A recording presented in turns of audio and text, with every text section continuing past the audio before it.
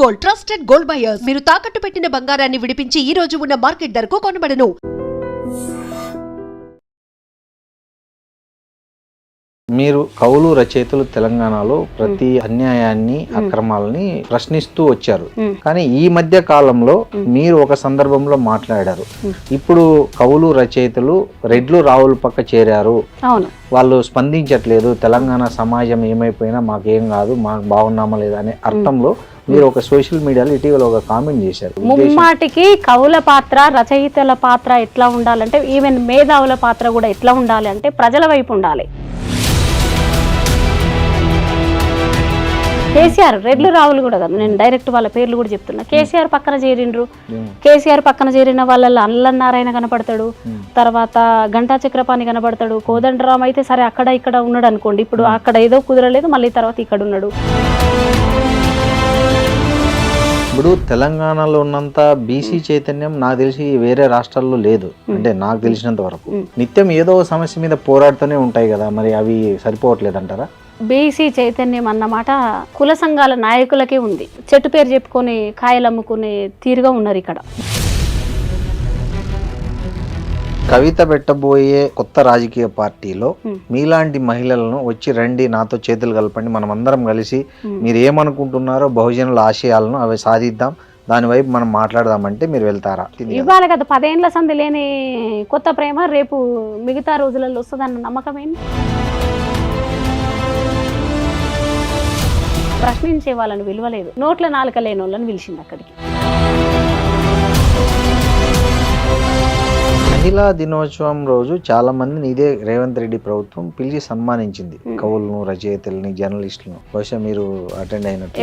ఎవరిని పట్టించుకుర్రో మాకు తెలియదు. ఇంతసేపు చెప్పినా కదా, భజన చేసే వాళ్ళకి, ప్రభుత్వాలను జోకే వాళ్ళకి ఎప్పుడు కొదవ ఉండదు. షాల్బాకు కొదవ ఉండదు, షీల్డ్కు కొదవ ఉండదు, కవర్కు కొదవ ఉండదు.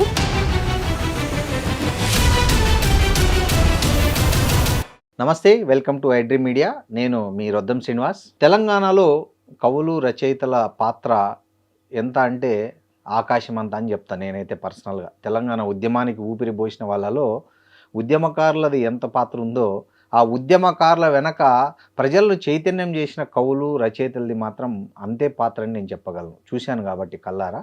సో అలాంటి కవులు రచయితల్లో సుప్రసిద్ధ కవులు రచయితలు చాలామంది ఉన్నారు తెలంగాణలో. వాళ్ళలో ఒకరు దాసోజు లలిత. ఆమె చాలా ప్రసిద్ధ రచయిత, కవి, అదేవిధంగా తెలంగాణ ఉద్యమకారిణి కూడా. అనేక సామాజిక సాంస్కృతిక అంశాలపై ఆమె స్పందిస్తుంటారు. ముఖ్యంగా బతుకమ్మను విశ్వవ్యాప్తం చేయడంలో కల్వకుంట్ల కవిత జాగృతి సంస్థతో పాటు దాసోజు లలిత కూడా తెర వెనక చాలా చేశారని మనకు తెలిసింది. అది ఆమె ఇప్పుడు మనతో ఉన్నారు, మాట్లాడదాం దాసోజు లలిత గారితో. ఆమె సామాజిక నేపథ్యం, రచన శైలి, ఆమె రాజకీయ లక్ష్యాలు, ఆశయాలు, ఆకాంక్షల గురించి మాట్లాడదాం. నమస్తే లలిత గారు. నమస్తే సీనన్న గారు. మేము తెలంగాణలో సీనన్న అంటాం ఎవరినైనా. ఐ డ్రీమ్ ప్రేక్షకులకు, తెలుగు ప్రజలందరికీ పేరు పేరున నమస్కారాలు తెలియజేస్తున్నా. మీరు అన్నట్టు కవులు కళాకారుల పాత్ర చాలా విస్తృతమైనది, పెద్దది. రాజకీయ పార్టీలు ఒక ఎత్తు అయితే కవులు కళాకారుల పాత్ర పెద్దది. జర్నలిస్టులు, సబ్బండ వర్గాలు వచ్చి దాంట్లో పాల్గొన్నారు, ఉద్యమంలో పాల్గొన్నారు. దానికంటే తెలంగాణ అమరవీరులు పిల్లలు చాలా మంది, 1200 మంది పైగా ప్రాణత్యాగాలు చేసుకున్నటువంటి సందర్భం. అమరులు అంటే ఉట్టిగానే వాళ్ళు కాలుస్తున్న వీళ్ళు కాదు, బలవంతంగా ప్రాణాలు కోల్పోయారు. ఎందుకు కోల్పోయారు అంటే, తెలంగాణ వస్తే నీళ్లు, నిధులు, నియామకాలు, ఉద్యోగాలు వస్తాయని ఏదైతే చెప్పారో, సరే మా తెలంగాణ బాగుపడుతుంది, వలసాంధ్ర పెత్తనం నుంచి మేము ఆ చెర నుంచి విడిపడతాం, మా ఉద్యోగాలు మాకు వస్తాయని అందులో ఉట్టి అక్కడిక్కడ రాస్తారోకోలలో పాల్గొనడమే మాత్రమే కాకుండా వాళ్ళు తమ ప్రాణాలని తెలంగాణ కోసం అర్పించారు. తెలంగాణ ఉద్యమకారిణిగా, ఒక సామాజిక స్పృహ ఉన్న ఒక రచయితగా, తెలంగాణ ఏర్పడిన తరువాత పరిస్థితులు ఎలా మారాయి, అంతకుముందు పరిస్థితుల మీద మీ అభిప్రాయం ఏంది? తెలంగాణ వచ్చిన తర్వాత అయితే ఇప్పటికంటే ఇప్పుడు అధ్వానంగా మారినాయి. అప్పటికిప్పటికీ తేడాలు చూసుకుంటే, వైరుధ్యాలు చూసుకుంటే ఏ మాత్రము మారలేదు. అప్పుడు చంద్రబాబు నాయుడు వైఎస్ఆర్ పాలనలో ఏవి ఉన్నాయో ఇప్పుడు కూడా అదే ఉంది. దొరలు, రావులు, రెడ్లు, కమ్మలు వెలుమలు వీళ్ళంతా ఒకటే, కానీ బహుజన ప్రజలంతా ఎప్పటికప్పటికి సఫర్ అవుతున్నాం, ఇబ్బందులకు గురవుతున్నాం. ఇంకా కూడా ఉద్యోగాలు రాలేదు. 12 ఏండ్ల ముందు ఏమైతే మాట్లాడుకున్నామో నీళ్ళని మాట్లాడుకున్నాం, నీళ్ళెందుకు, భూమి లేదు మాకు నీళ్ళెందుకు అనేది రాలేదు. అయినా సరే నీళ్ళు వస్తే మళ్ళీ మాకు ఇక్కడ భూములు పంచుకుంటాం, ఆంధ్ర వాళ్ళు వెళ్ళిపోతున్నారు కదా, వాళ్ళు వెళ్ళిపోతే ఉద్యోగాలు మా ఈ తెలంగాణకు సరిపోయే ఉద్యోగాలు దొరుకుతాయి. జిల్లాల విభజన కూడా ఒకటి జరిగింది కదా, ఈ విభజనలో మాకు మళ్ళీ ఉద్యోగాలు వస్తాయని ఇట్లాంటివి కలలు కన్నాం. ఏదైతే తెలంగాణ ఆకాంక్ష కోసం ఏదైతే నినాదం కోసం పోరాడినరో, ప్రాణత్యాగాలు చేసారో అది జరగలేదు. మీరు కవులు రచయితలు తెలంగాణలో ప్రతి అన్యాయాన్ని, అక్రమాలని ప్రశ్నిస్తూ వచ్చారు. కానీ ఈ మధ్య కాలంలో మీరు ఒక సందర్భంలో మాట్లాడారు, ఇప్పుడు కవులు రచయితలు రెడ్లు రావుల పక్క చేరారు, వాళ్ళు స్పందించట్లేదు, తెలంగాణ సమాజం ఏమైపోయినా మాకేం కాదు, మాకు బాగున్నామా లేదా అనే అర్థంలో మీరు ఒక సోషల్ మీడియాలో ఇటీవల ఒక కామెంట్ చేశారు. ఏంటి దాని వెనక మీ ముమ్మాటికి కవుల పాత్ర, రచయితల పాత్ర ఎట్లా ఉండాలంటే, ఈవెన్ మేధావుల పాత్ర కూడా ఎట్లా ఉండాలి అంటే ప్రజల వైపు ఉండాలి. ప్రజలకు ఒక ఉల్లిగడ్డ ధర పెరిగితే కూడా ప్రజలకు అన్యాయం అయిపోతున్నారు. గ్యాస్ ధరలు, పెట్రోలు, విద్యా వ్యవస్థలలో పెరిగే దోపిడీ, వైద్య విధానంలో వచ్చినటువంటి మార్పుల పైన మాట్లాడాలి. ఎవరు? సామాజిక బాధ్యతతోటి కవులు రచయితలు. ఆ బాధ్యతను, ప్రజల పక్షం వహించవలసినటువంటి బాధ్యతను కవులు రచయితలు, మేధావులు విస్మరించి కేసీఆర్, రెడ్లు రావులు కూడా కాదు, నేను డైరెక్ట్ వాళ్ళ పేర్లు కూడా చెప్తున్నా, కేసీఆర్ పక్కన చేరిండ్రు. కేసీఆర్ పక్కన చేరిన వాళ్ళల్లో అల్లనారాయణ కనపడతాడు, తర్వాత గంటా చక్రపాణి కనపడతాడు, కోదండరామ్ అయితే సరే అక్కడ ఇక్కడ ఉన్నాడు అనుకోండి, ఇప్పుడు అక్కడ ఏదో కుదరలేదు, మళ్ళీ తర్వాత ఇక్కడ ఉన్నాడు. తర్వాత అట్లా చాలా మంది, ఇప్పుడైతే ఆకునూరు మురళి, ఇట్లా చాలా మంది, ఒకరా ఇద్దరా కాదు, తెలుగు ప్రపంచ మహాసభల పేరిట అది శాల్వాలకు, సన్మానాలకు, అవార్డులకు, తర్వాత ఇట్లాంటి వాటికి ఎప్పుడో కవులకు పోయినరు కవులు. అంటే వీటి కోసం మరి ప్రజల సోయి ఉండాలా ఉండొద్దా? కాళేశ్వరం ప్రాజెక్టు మునుగుతున్నప్పుడు కాళేశ్వరం ప్రాజెక్టు ఏర్పాటులో 7 ఊర్లు మునిగిపోయినాయి. మరి 7 ఊర్ల నిర్వాసితుల పట్ల కవులకు బాధ్యత ఉంటుందా ఉండదా? ఆయన పేరున పుస్తకాలు అచ్చేసి ఇచ్చిండ్రు. తర్వాత ఆయన కవి ఎవరికి? కేసీఆర్ కి జూలూరి గౌరీశంకర్ అని ఒక సోదరుడు, బహుజన సోదరుడు, ఆయన ఒక పుస్తకం అచ్చేసి ఇచ్చిండు. అల్లనారాయణ అన్న కరోనా సమయం దాకా కూడా చెప్తున్నా, తర్వాత కూడా జర్నలిస్టులు, ఈ రాష్ట్రంలో ఉన్నటువంటి జర్నలిస్టులు పిట్టెల్లాగా 300 మంది దాకా దాదాపు చాలా మంది చచ్చిపోయారు. వాళ్ళ తరపున కూడా ఏం మాట్లాడలేదు. జర్నలిస్టులకు ఇస్తాన్నటువంటి అవకాశాలు, తర్వాత వాళ్ళకి ఏర్పాటు చేస్తున్న ఇల్లు, భూములు ఏవో వాళ్ళకి ఇస్తాన్నాయి, అవి ఇవ్వలేదు. తర్వాత గంటా చక్రపాణి అన్న ఎక్కడున్నాడో మీరు చూసిరు. తర్వాత ఇవాళ ఆఖరికి చాలా మంది, మెజారిటీ ఈ రోజుకు కూడా, ఈ టీఆర్ఎస్ 10 ఏళ్ళ పాలన తర్వాత కూడా ఆ ప్రభుత్వంలో మెజారిటీగా అమ్ముడు పోయారు. మళ్ళీ ఇప్పుడు కూడా రేవంత్ రెడ్డి కూడా 9 మంది కవులను గుర్తించి వాళ్ళకు 1 కోటి రూపాయలు, 300, 250 గజాల స్థలాలు ఇచ్చిండు.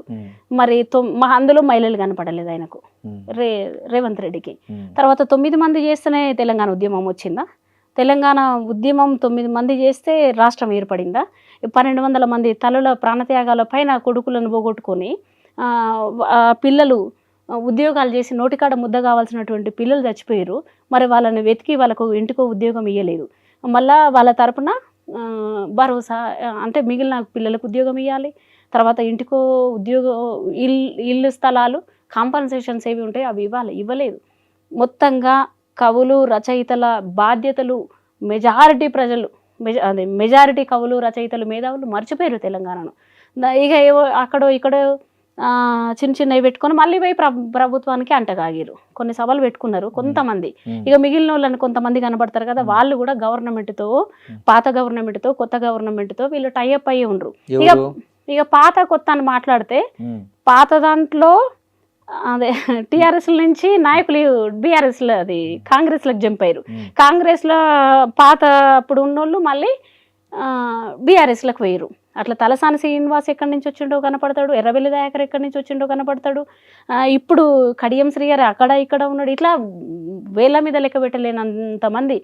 తెలంగాణ ఉద్యమంకు సంబంధం లేని సబితా ఇంద్రారెడ్డిని ఎక్కడుంది? బీఆర్ఎస్ పార్టీలో కనపడ్డది కదా మనకు. ఆమె ఎక్కడ గెలిచింది? కాంగ్రెస్లో గెలిచింది. మరి అటు నుంచి అటు వెళ్ళింది కదా. వీళ్ళందరూ రెడ్లు, రావులు, వెలుమలు మాత్రం వాళ్ళ ఉనికిని భద్రపరుచుకున్నారు. వాళ్ళు గట్టిగా ఉన్నారు. వాళ్ళు ఏ ప్రభుత్వం వచ్చినా అది మాదే అంటారు. మన అంటే మున్సిపల్ తెలంగాణ మొన్న మున్సిపల్ ఎన్నికలలో కూడా మనకు కనపడుతుంది. బీఆర్ఎస్ కూడా ఓట్లు బీజేపీ వేసింది కదా మున్సిపల్ ఎన్నికలలో. అవును మళ్ళీ కాంగ్రెస్ కూడా బీజేపీ వేసింది కదా. కలిశారు మరి ఇట్లా అవసరాల కోసం. మరి వీళ్ళంతా సిండికేట్ అయ్యిండ్రు. సిండికేట్ కాని ఎవరంటే ప్రజలు. ఈ ప్రజల తరపున మాట్లాడవలసినటువంటి మేధావులు, కవులు, రచయితల కొరత తెలంగాణకి ఏర్పడ్డది. ఇప్పుడు మీరు అంటున్నారు వీళ్ళందరూ అమ్ముడు పోయారని, అంటే ఇప్పుడు వాళ్ళు ఇంకేం చేయాలి? ఇప్పుడు స్వరాష్ట్రంలోనే పోరాడాలంటారు వాళ్ళు. అంటే వాళ్ళు నిత్యం తెలంగాణ ఎందుకోసం తెచ్చుకున్నాం సీనన్న? మనం తెలంగాణ తీసుకొచ్చుకుంది మన నీళ్ళ కోసం. నీళ్ళ ఏవి నిధులు అని చెప్పినాం. కార్పొరేషన్లు, ఫెడరేషన్లు, పాలక మండలేవి. దీంతో పాటు వివిధ సామాజిక వర్గాలతో పాటు అసెంబ్లీలో వాటాలేవి. ఎంతమంది ఎమ్మెల్యేలు అయినరు? అందులో మహిళలు ఎంతమంది ఎమ్మెల్యేలు అయినరు? కార్పొరేటర్లు ఎక్కడ? సర్పంచ్లు ఎక్కడ? ఇదంతా సమన్యాయం జరగలేదు కదా. ఇందుకోసం కూడా మరి విద్యార్థులు, చాలామంది విద్యార్థులు ప్రాణత్యాగాలు చేసుకున్నారు. మరి నిరుద్యోగ కొరత ఉంది కదా. ఇదే అప్పుడు 420 పథకాలే, ఇప్పుడు 420 పథకాలే కదా. మరి నిరుద్యోగులు అయితే ఎప్పట్లాగానే మళ్ళీ రోడ్లు ఎక్కిరు కదా. కండ్లల్లా అదేంటి, అది కట్టె పుల్లలు ఇట్లా పెట్టుకొని, అగ్గి పుల్లలు పెట్టుకొని చదువుకున్న విద్యార్థులు ఉన్నారు. మరి ఆ విద్యార్థుల పక్షాన ఉద్యోగాలు కొసరాలి కదా. ఇప్పుడు తెలంగాణలో ఉన్నంత బీసీ చైతన్యం నాకు తెలిసి వేరే రాష్ట్రాల్లో లేదు. అంటే నాకు తెలిసినంత వరకు ఇంత చైతన్యం ఉన్న రాష్ట్రంలో మీరు ఇంకా కాలేదని అంటున్నారు. అంటే ఇక్కడ బీసీ సంఘాలు కానీ, ఎస్సీ ఎస్టీ సంఘాలు కానీ నిత్యం ఏదో సమస్య మీద పోరాడుతూనే ఉంటాయి కదా. మరి అవి సరిపోవట్లేదంటారా? బీసీ చైతన్యం అన్నమాట కుల సంఘాల నాయకులకే ఉంది. ప్రజలల్లా ఇంకా రావాల్సినటువంటి అవసరం ఉంది. ప్రజలు, ఈ కుల సంఘాల నాయకులు అయితే అక్కడో ఇక్కడో చెట్టు పేరు చెప్పుకొని కాయలు అమ్ముకునే తీరుగా ఉన్నారు ఇక్కడ తెలంగాణలో. మరి ప్రజలకైతే కష్టం చేసుకొని వెళ్తలేదు. ఉప్పు కావాలి, పప్పు కావాలి, సబ్బు కావాలి, పిల్లలు చదివించుకోవాలి. ఆ పనులలో ఏదో వృత్తులు కరువైపోయినా వీళ్ళు మాత్రం తప్పకుండా పనులు చేసుకునే కార్యక్రమాలలో ఉన్నారు. ఉపాధి దొరకట్లేదు కదా. ఇప్పుడు 42% రిజర్వేషన్ కోసం కొట్లాడినారు, రోడ్డు ఎక్కారు. మొన్న కుమ్మెర మల్లన్న జాతరలో ఒక బీసీ పాప చనిపోయిందని అక్కడికి వెళ్ళి జర్నలిస్టులతో సహా చాలా మంది ఉద్యమాలు చేసి దాన్ని అన్ని పార్టీల వాళ్ళు చేశారు. ఇలాంటివి స్పందిస్తున్నారు కదా అంట. నేను 42% రిజర్వేషన్ అనేది కాంగ్రెస్ అధికారంలోకి రావడం కోసం 420 హామీలలో కూడా కామారెడ్డి డిక్లరేషన్ అనేది కూడా ఒకటి. అక్కడ మొత్తం స్థానికంగా 42% రిజర్వేషన్ ఇస్తాము అని చెప్పిండ్రు. అది కంటి దుడుపు చర్యనే, అది ప్రకటనగానే మిగిలిపోయింది. 42% రాలేదు. బుట్టంగారి మాధవరెడ్డి వెళ్ళిండు, హైకోర్టులో పిటిషన్ వేసిండు, అక్కడ కొట్టేసిండ్రు. మళ్ళీ సుప్రీంకోర్టులో ఏదో నడుస్తున్నది. కానీ ప్రభుత్వాలు చేయాల్సిన పని ఏంది అనంటే, ఈ ఉద్యమం ముమ్మరం చేయాల్సిన బాధ్యతనేమో కుల సంఘాల నాయకులకు ఉంది.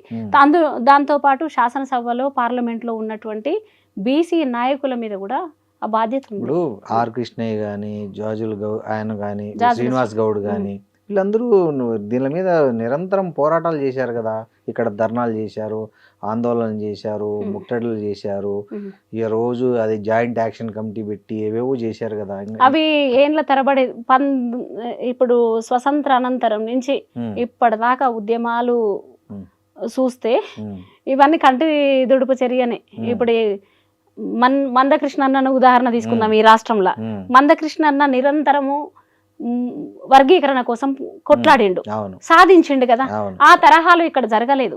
ఆర్ కృష్ణ అన్న ఎక్కడికి వెళ్తాడు, అదేంది ఎక్కడ పదవిస్తే అక్కడికి వెళ్తున్నాడు. వైఎస్ జగన్ పార్టీలో మన రాజ్యసభ సభ్యుడయ్యిండు. తర్వాత అక్కడి నుంచి వచ్చిండు, ఇప్పుడు బీజేపీ రాజ్యసభ సభ్యుడిగా ఉన్నాడు. మీరు ఇప్పుడు బీసీల గురించి అంటున్నారు కాబట్టి 2023 నవంబర్ సెప్టెంబర్ ప్రాంతాలల్లో కేంద్రంలో మహిళా బిల్లు ప్రవేశపెట్టింది. మహిళా బిల్లును పాస్ చేసింది, ఇంకా అమల్లోకి రాలేదు. ఇప్పుడు అమల్లోకి వస్తుందట. అయితే అప్పుడు ఆయన రాజ్యసభ సభ్యుడిగా ఉండి కూడా మహిళా బిల్లును అడ్డుకోలే. బాబాసాహెబ్ ఆ బిల్లును అడ్డుకున్నాడు. ఆయన మంత్రిత్వ పదవికి రాజీనామా చేసిండు. ఎందుకు అట్లా రాజీనామా చేయాల్సి వచ్చిందంటే, ఆయన 33% బిల్ అనేది పటేలమ్మలది, దొరసాన్లది అవుతుంది. ఈ బిల్లు వస్తే మళ్ళీ అగ్రకులాల మహిళలకు చెందిన బిల్లు అవుతుంది. అట్లా కావద్దు, బీసీ మహిళల ఉపకోటా చేర్చాలని ఆ రోజు మంత్రిత్వ పదవికి రాజీనామా చేసినాడు బాబాసాహెబ్. ఆయనతో పాటుగా లల్లు ప్రసాద్ యాదవ్, ములాయం సింగ్ యాదవ్, మధు దండావతిలు కూడా మొన్నటి దాకా దాన్ని ఆ బిల్లును వ్యతిరేకించారు. కానీ మరి ఇది బీసీల ఆశాజ్యోతి అన్నటువంటి మన ఆర్ కృష్ణన్న కానీ, జాజులన్న కానీ వీళ్ళెవరు ఈ బిల్లును ఖండించలే.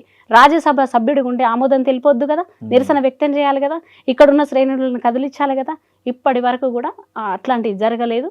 ఆ బిల్లు పైన మేము 2023లోనే బిల్లు పాస్ కాగానే వెంటనే మేము సుందర విజ్ఞాన కేంద్రంలో ఈ బిల్లు సరైనది కాదు, ఇది బీసీ మహిళల ఉపకోటా చేర్చకుండా ఈ బిల్లు అమల్లోకి రావద్దని మేము ఇప్పటికీ కూడా బిల్లు పైన ఫైట్ చేస్తున్నాం. మన ఎస్సీ ఎస్టీ బీసీల కోసం పనిచేసి ముఖ్యంగా ఈ కుమ్మర మల్లన్న వ్యవహారాన్ని హైలైట్ చేసిన విశారదన్ గారు ఉన్నారు. ఆయన ధర్మ సమాజ్ పార్టీ, ఆయనతో కలిసి కూడా కొద్ది రోజులు మీరు పనిచేసినట్టున్నారు కదండి. నేను ధర్మ సమాజ్ పార్టీకి పనిచేయలేదు. బీసీ ఎస్సీ ఎస్టీ జేఏసీ అంటున్నాడు అని నాకు ఇంటికి ఆహ్వానం పంపిండు. సరే నేను గౌరవంగా నేను వెళ్ళిన అక్కడికి. నిన్నటికి సరిగ్గా ఏడాది. బీసీ ఎస్సీ ఎస్టీ జేఏసీ అని అంటే దీంట్లో ఎవరికైతే రైట్స్ ఉండవో ఆ రైట్స్ కావాలి కదా. మనం తెలంగాణ ఉద్యమం కోసం అప్పుడు ఎట్లయితే పోరాటం చేసినామో బీసీల కోసం, ఎస్సీల కోసం, ఎస్టీల కోసం, మైనారిటీల కోసం హక్కులు రావాలి అంటే మన పోరాటం మనం చేయాలి. అది కాన్షీరామ్ ఐడియాలజీ, తర్వాత బాబాసాహెబ్ గారి ఐడియాలజీ. అంతటికి మించి ఇక్కడ ఉన్నటువంటి పండగ సాయన్నైనా, తర్వాత చాకలైలమ్మ అయినా, ఇక్కడ ఉన్నటువంటి సమ్మక్క సారలమ్మలైనా, తర్వాత సర్దార్ సర్వాయి పాపన్న గౌడ్, ఇట్లాంటి ఒక పరంపర ఒకటి ఉంటుంది కదా. ఈ పరంపరలో నేను అన్నతో కలిసి పని చేయాలని నేను అనుకున్న మాట నిజమే, నేను వెళ్ళింది నిజమే. ఎందుకు బయటకు వచ్చేసారు మళ్ళీ? ఎక్కడ మీకు ఆయనకు సరిపోలేదు అంటే? ఆయన అయితే సీరియస్ గానే ఇష్యూస్ మీద స్పందిస్తున్నాడు. ఈ మధ్య కవితతో కూడా కలిసి పనిచేస్తున్నారు. ఆయన సామాజిక అంశాల వరకు మాత్రమే క్లియర్ గా చెప్పడం కూడా జరిగింది. ఆయన నన్నేం పంపలేదు, బయటకు పంపలేదు. నేను బయటికి వెళ్ళినట్టు నన్ను ఆయన ఎక్స్ప్లెనేషన్ అంటే ఉంటున్నారా వెళ్తున్నారా నన్ను ఏం అడగలేదు ఆయన. నేను వెళ్తున్నా వెళ్ళట్లేనని చెప్పలేదు. కానీ ఇప్పుడు చెప్తున్నా, మీడియా సాక్షిగా నేను చెప్తున్నా. ఎందుకనంటే కాన్షీరామ్ చెప్పినట్టుగా 185% ప్రజల కోసం మనం పనిచేయాలి కదా. నేను 15% ప్రజల కోసం ఎట్లా చేస్తా? దొర పోతే దొరసాని రావాలి నా రాజ్యంల కోసం. రాజ్యం దొర పోతే దొరసాని కోసం, రెడ్డి పోతే పటేలమ్మ కోసమా? మనం మళ్ళీ ఇప్పుడు చాకల గుల్ల పట్టుకొని మళ్ళీ నేను దొరసాని గడి ముందు నిలబడాలనా? అదేంది ఇదివరకు జరిగిన హింసనే ఇప్పుడు కూడా కొనసాగుతా అంటే కరెక్ట్ కాదు కదా. వెనుకటి కాలాలల్లా మా అమ్మల తరాలల్లా మా తరం మేము చూస్తున్న దాకా కూడా ఊరుమ్మడి బట్టలన్నీ ఉతికి తెల్లగా ఉతికి పొద్దుకంగా పోయి గుల్ల పట్టుకొని ఇంటి ముందరకు వచ్చి సాకలు దాన్ని వచ్చినామో అని అన్నం అడుక్కున్న పరిస్థితి. మళ్ళీ ఇప్పుడు మేము కూడా ఆమెను వెళ్ళి మేము అడగాలనా? దొరసాని గడి ముందల నిలబడాల్సినటువంటి కవితతో విశారదన్ జత కట్టడం అనేది మీకు ఇష్టం లేక మీరు దూరం అయ్యారు, అంతేనా? అవును. ఎందుకు? ఇప్పుడు ఆమె కవిత కూడా బీసీల కోసమే పనిచేద్దాం, బీసీ ప్రాతిపదికగా ఆమె ఎవరు బీసీల కోసం ఎట్లా పనిచేస్తుంది? 10 సంవత్సరాలు పదవులు, ఒక 10 సంవత్సరాలకు తక్కువ కాకుండా పదవి అనుభవించింది. 10 సంవత్సరాలకు ఎక్కువనే పదవులు అనుభవించింది. ఎంపీగా చేసింది. శంకరమ్మకు దక్కవలసినటువంటి, శ్రీకాంతాచారి తల్లికి దక్కవలసినటువంటి ఎమ్మెల్సీ పదవిని కూడా తను తీసుకున్నది. మరి తను ఇవ్వాలి కదా. బీసీల ప్రజలు 10 ఏళ్ల నుంచి ఒకనాడు కాకుంటే ఒకనాడు గుర్తు రాలేదు. మరి వాళ్ళ కొత్త గుర్తు రావడం అంటే ఆమె రాజకీయ ఎత్తుగడ కదా. 10 ఏళ్ళు వాళ్ళ నాయన ముఖ్యమంత్రి అయ్యిండు. ఇప్పుడు 5 సంవత్సరాలు రేవంత్ రెడ్డి ఉంటాడు. ఇక తర్వాత ఏమవుతుంది? దొర పోతే రెడ్డి, రెడ్డి పోతే దొరసానే. మాకు ఆ నేపథ్యంగా పనిచేయడం ఇష్టం లేదు, మేము చెయ్యం కూడా. మేము వృత్తి కులాల నుంచి. ఆమెలో జ్ఞానోదయం కలిగిండొచ్చు కదా, ఒకవేళ చెప్పలేం కదా. ఆమె జ్ఞానోదయమే అయితే నిజంగా సామాజిక తెలంగాణ అంటున్న ఆమె నిజంగా ఆమె జ్ఞానోదయం కలిగి ఉంటే ఎప్పుడు ఆమె నేను ముఖ్యమంత్రి అని చెప్పొద్దు. మా విమలక్కు ఉంది, బంగారు బతుకమ్మకు డి అంటే డి కొట్టినటువంటి విమలక్కు ఉంది, బహుజన బతుకమ్మ చేసింది. మరి ఈమె కదా ముఖ్యమంత్రి కావాల్సింది. తర్వాత సోగరా బేగం అని ఆమె కూడా ఉద్యోగాన్ని వదిలేసుకొని ఆమె అన్ని ఓడగొట్టుకొని ఆమె ఉద్యమంలో ఉంది కదా. అట్లాంటి వాళ్ళు అనేక మంది, వీళ్ళిద్దరు మచ్చుకు చెప్తే ఇంకా 100లాది మంది మహిళలు ఉన్నారు. జిల్లాలలో ఉన్నారు, మండలాలలో ఉన్నారు, గ్రామాలలో ఉన్నారు. మరి వీళ్ళు కదా ముఖ్యమంత్రులు కావాలని చెప్పాలి. ఇప్పుడు ఆమె నేనే ముఖ్యమంత్రి అని పలు చోట్లలో చెప్తుంది. మరి విమలక్కను ముఖ్యమంత్రి చేద్దాం అంటే మేము మేము ఆమెతో వస్తాం, ఆమెను గౌరవిస్తాం, ఆమెతో కలిసి పనిచేస్తాం. కానీ ఆమె ముఖ్యమంత్రి అయితే సామాజిక వర్గాల బహుజనంలో మెజారిటీ మహిళలు ఉన్నాం, నువ్వు ఎట్లా ముఖ్యమంత్రి అవుతావు? సామాజిక న్యాయం కాదు, ముమ్మాటికి సామాజిక న్యాయం కాదు. మేము ఆమెతో కలిసి పనిచేయడానికి ఇష్టపడతలేము. ఎవరైనా వెళ్తున్నా కానీ వెళ్ళిన వాళ్ళైనా వెళ్ళిన వాళ్ళు ఇప్పటికి వెళ్ళిన వాళ్ళు పరిస్థితి ఏందో మాకు తెలుసాడ. ఏమైంది? ఇక ఇప్పుడు ఆమె బీసీ నినాదం అంటుంది, బీసీ నినాదం అని చెప్తూ హిందూ కోడ్ బిల్లు గురించి కూడా మీకు మాట్లాడిన. ఆమెను ఈడీ లిక్కర్ కేసులో ఈడీ అరెస్టు చేసే ముందు రేపో మాపో అరెస్టు చేసేదని అన్నప్పుడు ఇక్కడ ధర్నా చౌక్ ఎత్తేసిరు వాళ్ళ తండ్రి. ఇప్పుడు జంతర్ మంతర్, ఢిల్లీ జంతర్ మంతర్ పోయి అక్కడ ఆమె హిందూ కోడ్ బిల్లు అని చెప్పి ఓ 10 మందిని ఆట్పూట్ అని అట్లా ఉద్యమం అంటది. అది పైనది, లోతుల దాకా వెళ్ళినటువంటి లోతైన వ్యక్తి కాదు, పై అట్లా పటాటోపమైన మనిషి. అక్కడ వెళ్ళి నేను పోరాటం చేస్తున్న బిల్లు వచ్చిందని చెప్పి ఇక్కడికి వచ్చి బుక్క గులాలు చల్లుకుంది. కొద్ది రోజులకే మళ్ళీ అరెస్ట్ అయింది. మరి నువ్వు బుక్క గులాలు ఎట్లా చల్లుకుంటావు? అది దొరసాన్లది, పటేల మళ్ళది కదా ఆ బిల్లు. మరి మహిళల ఉపకోట 42% ఉపకోట ఏదని ఆమె అడగలేదు. ఇప్పుడు ఈనాటికి కూడా దానిపైన మాట్లాడడం లేదు.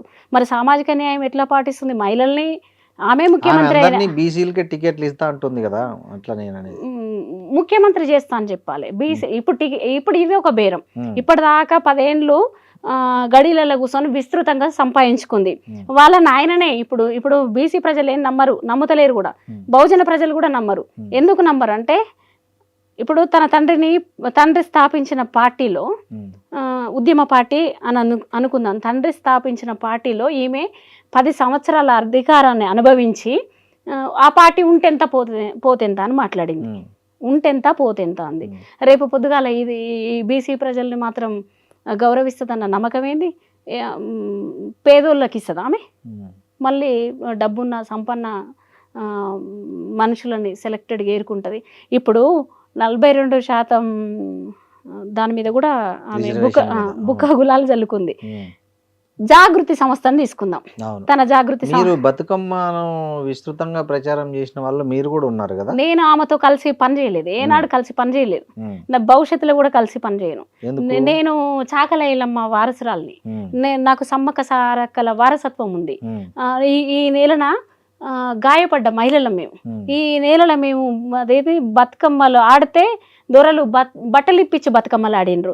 ఆ బంగారు బతుకమ్మకి ఈ మట్టి తల్లుల బతుకమ్మకు తేడా ఉంటది. మేము ఏనాడు దొరసానుల బతుకమ్మలను దొరసానులకు సంబంధించిన ప్రతీకలతో మేము లేము, ఉండం కూడా. అయితే జాగృతి సంస్థ గురించి మాట్లాడుకుంటే జాగృతిలో ఇప్పుడు ప్రజెంట్ బీసీలకు టికెట్ ఇచ్చే మాటలో రెండు రకాలు మాట్లాడుకుందాం. జాగృతి మొదట స్థాపించింది ఎప్పుడు? తెలంగాణ ఉద్యమంలో స్థాపించినప్పుడు దాసరి సీనన్న, సంగ్రాము, ఇంకొక 2-3 సోదరులు ఉంటారు. మరి వాళ్ళిద్దరు సంగ్రామైనా తర్వాత కాలోజీ దాసరు సీనైనా ఇద్దరు బీసీ బిడ్డలు కదా. తర్వాత ఇంకా బోల శివశంకర్ అన్న, గట్టు రామచంద్ర అన్న, తర్వాత నిమ్మల వీరన్న, ఇంకా దాకా ఇంక బొచ్చడు మంది బీసీలు అందులో వచ్చిరిపోయారు. యాక్చువల్గా ఈ తెలంగాణ బతుకమ్మ అనేది స్టార్ట్ చేసింది ఒక బీసీ బిడ్డ, ఆయన కూడా నల్గొండ బిడ్డ, జర్నలిస్ట్. ఆయన వర్దిల్లి మురళి గారు. ఆయన ఈ బతుకమ్మ అనేది ఫస్ట్ స్టార్ట్ చేసిన వ్యక్తి ఆయన సొంత డబ్బులతో. ఆయన ఒక చిన్న ఉద్యమం. సరే, తెలంగాణ ఉద్యమంలో అలాయ్ బలాయ్ కార్యక్రమాలు పుట్టినాయి. తర్వాత ఇక్కడ ఉన్నటువంటి ఆహారం పైన కూడా అది ఇక్కడ తలకాయ కూర అని, తర్వాత బోటి అని, ఉల్వచార్ అని, తర్వాత సకినాలు, ఇట్లాంటిది అస్తిత్వంలో భాగమే. కవిత్వమైన, సాహిత్యమైన, కథలైన, నవలలైన, తర్వాత ఇక్కడ రాసినటువంటి పాటలైన, గూడంజన్న పాటలు మనకు విరివిగా వినబడ్డాయి. దొర పీకుడేంద్రో అని అన్నారు అవ్వాల. అదే మాకు గూడంజన్న ఇచ్చినటువంటి వారసత్వంలోంచి మరి దొరసానేంది, దాని పీకుడేందని మేము కూడా అంటాం ఇవాళ. అయితే కాళోజీ సీనన్న గురించి మనం మాట్లాడి మళ్ళీ మధ్యలో మీరు మాట్లాడారు. కాళోజీ సీనన్నని ఎంత టార్చర్ పెట్టింది ఆమె. అతన్ని కొడుతుంటే పోలీసులు కొడుతుంటే కాళోజీ సీనన్నను బట్టలు ఇప్పించి కొడుతుంటే ఈమె లైవ్లో చూసింది. ఏం బీసీ బిడ్డలు కనపడరా? ఎందుకు కొడుతున్నారు? మనం అనుకున్నట్టు జాగృతి ఏర్పాటులో వసూల్లో లేకపోతే ఇంకేవో ఉన్నాయి, అవి సరైనవి కావక్క అని చెప్పడానికి దాసరి శ్రీని ప్రయత్నం చేసిండు. అవి సోషల్ మీడియాలో చూసాం మేము. ఆ పొద్దు నుంచి చూసినాం. అతనికి భరోసాగా కూడా అప్పుడైనా ఇప్పుడైనా నిలబడతాం. తర్వాత వీళ్ళందరూ నేరెళ్ల బాధితుల తరపున ఇప్పుడు అది వెలుగుమట్లకు వెళ్ళింది. వెలుగుమట్లకు వెళ్ళి ఆడ ఆమరణ నిరాహార దీక్ష అని అన్నది. రేవంత్ రెడ్డి సహాయంతోటే కదా నువ్వు రేపో మాపో జీవోను పాస్ చేస్తున్నప్పుడు అక్కడి ప్రజలకు ఒక ప్రకటన మీ ఇల్లు ఇస్తున్నామని చెప్పినప్పుడు నువ్వు అక్కడ జరిగింది ఎప్పుడు జరిగింది? ఫిబ్రవరి 24వ తారీఖున వెలుగుమట్ల నిర్మాణాలు కూల్చిపడేసారు. అక్కడ ముందు ఆవాసాలు కల్పియాలి, ఆ ప్రజలకు ఇండ్లు కట్టియాలి, వాళ్ళకి తగిన సదుపాయాలు ఏర్పాటు చేసి వీళ్ళని ఖాళీ చేపించి ఆ నిర్మాణాలు కూల్చాలి. అట్లా జరగకుండా ఏం జరిగింది? మాత్రం ఏకాయికన ఏ నోటీసులు ఎంత అందరికైతే అందలేదని కూడా మేము అక్కడికి వెళ్ళి విన్నప్పుడు వచ్చినటువంటి వార్తలు. అయితే ఈమె 9-10 రోజుల తర్వాత 24వ తారీఖు ఫిబ్రవరి 24వ తారీఖు తర్వాత కూల్చివేతలు జరిగితే మార్చి 9 తారీఖు పోయింది వెలుగుమట్లకు. అక్కడ పోయింది మెత్తటి పరుపులు వేసుకుంది. తెలంగాణలో పరుపులు వేసుకొని ఉద్యమం ఎవరు చేస్తారు? అక్కడ నుంచి 1000 మంది పోలీసులు లిఫ్ట్ చేసిర్రు ఆమెను. అక్కడ 1000 మందికి పైన పోలీసులు కనపడ్డారు మనకు. అక్కడ నుంచి కవితను తీసుకొస్తే జాగృతి ఆఫీస్ లో పడేసిరు. ఇప్పుడు ఆమె పరుపులు వేసుకుని కూర్చుంటే కంఫర్టబుల్ కూర్చోవడం తప్పంట. అట్లా దొరసాని తరం కనపడుతుంది మనకు. అందులో ఆమె పరుపులు వేసుకొని వెనకేసుకొని ముందలేసుకొని నువ్వు కూర్చొని నీ సౌకర్యంగా నీ ఆఫీస్ లో కూర్చోవడం చాలా సౌకర్యం కదా. ఇవాళ నాలాంటి మామూలు మహిళలం రచయితలుగా అయితే ఉద్యమకారులుగా మేము ఒక సభ పెట్టాలంటే సుందరయ్య విజ్ఞాన కేంద్రమో, బషీర్బాగ్ ప్రెస్ క్లబ్బో, సోమాజిగూడ ప్రెస్ క్లబ్బో ఇట్లాంటివి మేము డబ్బులు పెట్టి తర్వాత మీడియాను పిలుచుకొని తర్వాత పత్రికలకు ప్రింట్ మీడియాలకు తర్వాత వక్తలను పిలుచుకొని నానా రకాల ఇబ్బందులకు గురి కావాలి, ఇబ్బందులు పడాలి. అట్లాంటి ఇది మాకుంటుంది. నీకు ఆల్రెడీ ఆఫీసులు ఉంటాయి, పరుపులు ఏ నిమిషానికి ఆ నిమిషం పరుపులు ఉంటాయి, నీకు అన్ని సకల సౌకర్యాలు. నీకు ఒకడు గుమ్మడికాయ దిష్టి తీస్తాడు, ఒకడు దండలేస్తాడు, ఒకడు బొట్టు పెడతాడు. అంటే ఇదంతా మీరు దొరసానితనం కనబడుతుంది కదా, నీ డబ్బు అహంకారం కనబడుతుంది కదా. నీకు అక్కడ బీసీ ప్రజలు ఎడ కనబడుతున్నారు, బహుజన ప్రజలు ఎస్సీ ఎస్టీ ఎడ కనబడుతున్నారు. ఇప్పుడు ఇట్లాంటివన్నీ మాయావతి కూడా చేసేది కదా ఆమె. మరి ఎస్సీ తరఫున వచ్చి సీఎం అయిన తర్వాత ఇట్లా హంగులు ఆర్భటాలు మాయావతి గారు కూడా చేసిన. మాయావతికి కవితకు అసలు ఏ మాత్రం వెంట్రకమ్మందం కూడా పోలికలు లేవు. ఆమె యొక్క సంచార జాతుల బిడ్డ మాయావతి. అక్కడ ఉన్నటువంటి ప్రజలకు అధికారాన్ని ఇచ్చింది. ఇప్పుడు ఇక్కడ ఉన్నటువంటి దొరసాని 10 ఏళ్లలో ఎంతమందికి అవకాశం ఇచ్చింది మనం మాట్లాడుకుందాం. విమలక్కను కలుపుకపోయిందా, సోగరా బేగాన్ని కలుపుకపోయిందా, సంతోష్ రావు ఏం సంపాదించిండో బయట పెట్టింది, కేటీఆర్ ఏం సంపాదించిండో బయట పెట్టింది, వాళ్ళ ఫామ్ హౌస్లు ఎన్నని బయట పెట్టింది, తర్వాత కేసీఆర్ సంపాదనను బయట పెట్టింది. మళ్ళా కవిత ఆస్తుల ముచ్చట కూడా చాలా సార్లు మీ ఛానళ్ళల్లో మాట్లాడుతుంటే మేము విన్నవే. మరి ఈమె 10 ఏళ్ళు దొరతనం మీద మాట్లాడుతూ ఒక దొరబిడ్డ అయ్యుండి కూడా, చిన్న పెదనైన బిడ్డ అయ్యుండి కూడా నువ్వు 10 ఏళ్ళ సంధి విమర్శిస్తున్నా మరి నీ అక్కను ఎందుకు కలుపుకోలేదు రమ్యారావు గారిని? ఆమె వచ్చి జాయిన్ అయితే వద్దన్నదా ఏమన్నా? అట్లా ఒక కనపడాలి కదా, మాకు కనపడాలి కదా, తెలంగాణ ప్రజలకు కనపడాలి. ఆమె వచ్చి జాయిన్ అవ్వడం, ఈమె పిలవడం అవన్నీ మనకు కనపడాలి, దృశ్యంగా కనపడాలి కదా. ఇప్పుడు కవిత వెంట ఇప్పుడు బీసీలకు టికెట్లు ఇస్తుందని మీరు అంటారు, జాగృతిలోనే బీసీలకు అవకాశాలు లేవు. ఇప్పుడు ఆమెతో ఉన్న రెడ్లు కూడా కాదు, రావుల ముచ్చటే చెప్తా. ఆమె సగురాలు, ఆమె సిగలు వేసుకుంటుంది, ఆ సగరాలు మోయడానికి, మేకప్ కిట్లు మోయడానికి, తర్వాత ఆమె బట్టలు మోయడానికి, ఆమె సొమ్ములు మోయడానికి కూడా రాధికా రావే ఉంది ఆడ. మరి ఏబీసీ బిడ్డ ఒకవేళ ఆమె మోపించింది అనుకో, ఇట్లాంటి మొయ్యడం కాదు, ఆమె అదంతా సొమ్ములు కదా. అంటే అవకాశాలు ఉన్న చోట, అంటే ఇవన్నీ జెండాలు మోసేటోళ్ళు అంతే ఎవరు, మరి కాళ్ళు ముక్కేటోళ్ళు అంతే ఎవరు? బీసీలే కదా. పైసలు ఇచ్చి కొంతమంది అయితే పేడే, కొంతమంది ఆత్మగౌరవం అస్తిత్వం అవి లేక వెళ్ళిపోయిన వాళ్ళు, సిగ్గుశేరం తర్వాత తెలంగాణ మీద పావురం లేక వెళ్ళిపోయిన వాళ్ళు చాలా మంది ఉన్నారు. ఉంటారు పేడు. ఇప్పుడు డబ్బుల కోసం ఆమె దగ్గర అట్లా అస్తిత్వం ఆత్మగౌరవం కోల్పోయిన కొందరు ఉంటారు, అక్కడక్కడ ఉంటారు. అందులో అప్పుడు వాళ్ళ తండ్రి దగ్గర ఉన్నారు, ఇప్పుడు బిడ్డ దగ్గర ఉన్నారు. అందులో ఏం తేడా లేదు. తండ్రి 100 అబద్ధాలు ఆడితే బిడ్డ 1000 అబద్ధాలు ఆడుతుంది. తెలంగాణ రాష్ట్ర సీఎం అయితా అని చెప్పి ఎన్నో అబద్ధాలు ఆడుతున్నది.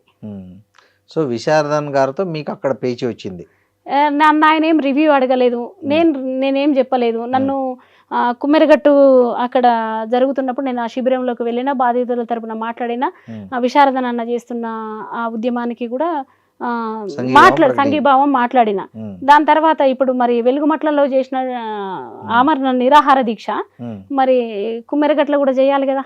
కవిత అసలు కుమ్మరికే వెళ్ళలేదు. హైదరాబాద్ లో ఈడ పైన కనబడ్డది తప్ప కుమ్మరికి వెళ్ళలేదు. ఈడనైతేనేమో రేవంత్ రెడ్డి ఇచ్చిన ఇన్ఫర్మేషన్ తోటేమో అక్కడికి వెళ్ళింది వెలుగుమట్లకి.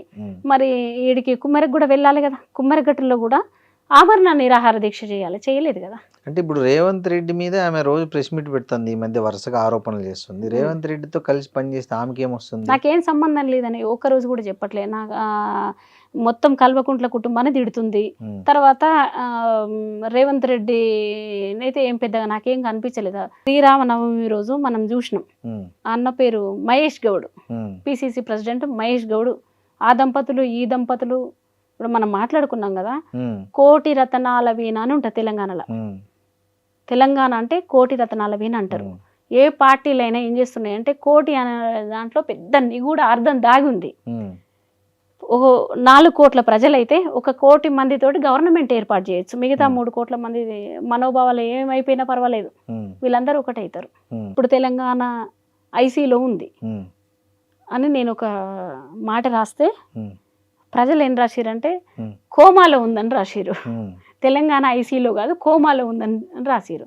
అదేంటి కోమా అని చెప్పి మళ్ళీ ఆలోచన చేస్తే నాయకుల కింద ఉన్న వాళ్ళందరూ రెడ్ల రావులు వీళ్ళ కింద ఉన్న వాళ్ళంతా ఎవరు? బీసీలు. అయితే బీసీలు, ఎస్సీలు, ఎస్టీలు, వీళ్ళు మంత్రి పదవులు, కార్పొరేటర్ పదవులు, తర్వాత అవో ఇవో తీసుకున్న వాళ్ళు మాత్రం వీళ్ళంతా చెంచాగిరి. ఇక మరి వాళ్ళకే సరిపోయింది తప్ప ప్రజల విషయాలు పట్టించుకోలేదు, ప్రజల విషయాలపైన స్పందిస్తలేరు. అసలు మన బడ్జెట్ సమావేశంలో, అసెంబ్లీ సమావేశాలలో ప్రజల గురించి ఎక్కడన్నా చర్చ జరిగిందా? ప్రజల విద్య మీద జరగలే, నిరుద్యోగం పైన జరగలే, వైద్యం పైన జరగలేదు, కుల సంఘాలకు కార్పొరేషన్ ఫండ్ ఒకటి ఇస్తుంది, అవి ఇవ్వలేదు. అసలు అట్లాంటిది మహిళా ఫండ్ ఒకటి ఉంటుంది, మహిళా కార్పొరేషన్ అని ఒకటి ఉంటుంది, దాని మీద చర్చలు లేదు. అసలు దేని మీద చర్చలు జరగలే. ఏం జరిగినాయి అంటే కాంగ్రెస్ మీద బీఆర్ఎస్ మీద కాంగ్రెస్, అటు ఇటు మధ్యలో అదేంది బీజేపీ, అవే జరుగుతున్నాయి తప్ప నిజంగా ప్రజల ఆకాంక్షల కోసం కాదు. ఎవరైనా అందులో ఫామ్ హౌజులు లేని వాళ్ళు లేరు, 100 ఎకరాల భూమి దోపిడీ చేసిన వాళ్ళే ఉన్నారు, దొంగలు లంగలు మాత్రమే ఉన్నారు ఇప్పుడు దాంట్లో. అందులో ఇప్పుడు ఆడ రూపంలో ఉన్నటువంటి కవిత కూడా ఒకరు. మహిళా దినోత్సవం రోజు చాలా మందిని ఇదే రేవంత్ రెడ్డి ప్రభుత్వం పిలిచి సన్మానించింది, కవులను, రచయితల్ని, జర్నలిస్టులను. మరి మీరు పట్టించుకోలేదన్నారు కదా, మొన్ననే సన్మానం చేశారు, బహుశా మీరు అటెండ్ అయినట్టు. ఎవరిని పట్టించుకోరో మాకు తెలియదు. ఎంతసేపు చెప్పినా కదా, భజన చేసే వాళ్ళకి, ప్రభుత్వాలను జోకే వాళ్ళకి ఎప్పుడు కొదవ ఉండదు. షాల్బాకు కొదవ ఉండదు, షీల్డ్కు కొదవ ఉండదు, కవర్కు కొదవ ఉండదు. వీళ్ళకు పల పుష్ప తోయాలు ఇవన్నీ అందుతాయి. ఎందుకంటే వాళ్ళను ప్రశ్నించకుండా ఉంటారు కదా. ఇవాళ 1 కోటి మంది మహిళలను కోటీశ్వరరాలను చేస్తా అని చెప్పారు. బిచ్చగాళ్ళని చేస్తున్నారు తెలంగాణలో మహిళలను. ఎక్కడ 1 కోటి మంది కోటీశ్వర్లు అయినరు? ఏ చాకల్లామకు ఏమిచ్చిరు, మంగళామకు ఏమిచ్చిరు, వడ్ల కమ్మరోళ్ళకి ఏమిచ్చిరు, వడ్డెరోళ్ళకి ఏమిచ్చిరు, మేదరోళ్ళకి ఏమిచ్చిరు? తర్వాత ఈ మహిళలు అసలు ఉన్నారా లేరా అని చూసిరా అసలు వీళ్ళు? ఇక్కడ నుంచి జాతులు కూడా, అంటే ఇది నేను వృత్తులు చెప్తున్నా, ఇవన్నీ నేను మాట్లాడిన అన్ని వృత్తులు, మావి వృత్తులు, బ్యాక్వర్డ్ తరగతులు. మా తరగతులు ఎందుకో ఇప్పుడు మీరు రాజ్యాంగంలో చూసుకుంటే కూడా మాకు బీసీ అంటే బ్యాక్వర్డ్ క్లాసెస్, అంటే వెనుకబడ్డ తరగతులు. అయితే మరి ఇందులో కులం కూడా లేదు, చూసే వాళ్ళకి అది కూడా అర్థం కాదు.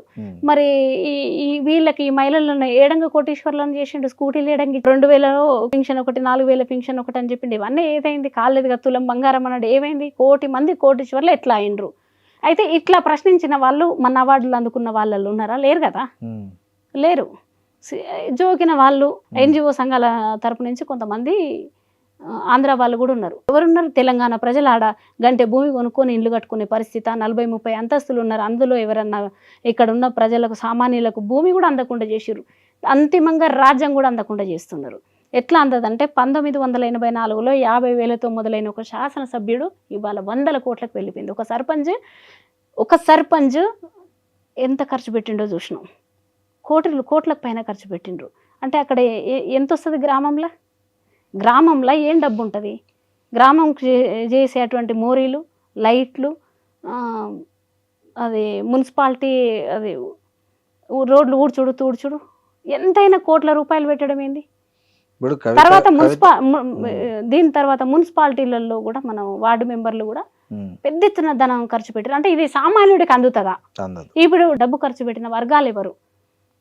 ఇక సామాన్యుల పరిస్థితి కూడా చాలా మంది రిచెస్ట్ పర్సన్స్ ఉన్నారు కదా తెలంగాణలో. చాలా మంది రాజకీయంగా పాతుకుపోయి చాలా మంది చాలా చాలా పెద్ద పెద్ద వ్యాపారాలు. ఇప్పుడు మంత్రి శ్రీనివాస్ గౌడ్ ఉన్నాడు, తలసాని శ్రీనివాస్ యాదవ్ అన్న ఉన్నాడు, దాసోజు శ్రవణ్ అన్న ఉన్నాడు, స్పీకర్ గా పనిచేసినటువంటి వాళ్ళు ఉన్నారు, కొండ సురేఖ ఉంది, సీతక్క ఉంది, ఇంతమంది ఉన్నారు. కొంతమందిని కూర్చోబెట్టి కొత్త వాళ్ళను సరే ఎంతసేపు కూర్చోబెడితే ఎవరిని కూర్చోబెడితే మీరు ఆర్ కృష్ణయ్యను, జాజుల శ్రీనివాసును గీళ్ళను కూర్చోబెడితే అరే మీరు ఒక అదేంటి ఈయన ఒక జేఏసి ఆయన ఒక జేఏసి వేసుకున్నారు, ఇద్దరు గురు శిష్యులే వీళ్ళిద్దరు, ఈయన ఒక జేఏసి ఆయన ఒక జేఏసి, అందులో ఒక్క మహిళ లేదు, ఇందులో ఒక్క మహిళ లేదు వీళ్ళిద్దరి తరపున. మళ్ళా ఇది కాకుండా మళ్ళా మన విశారదను, చిరంజీవి సార్, ఈశ్వరయ్య వీళ్ళు ఒకటి వేసుకున్నారు. ఇందులో ఎక్కడన్నా మీకు మహిళలు కనబడ్డారా? మహిళలు కనబడలేదు, మహిళల ఊసే లేదు తెలంగాణలో.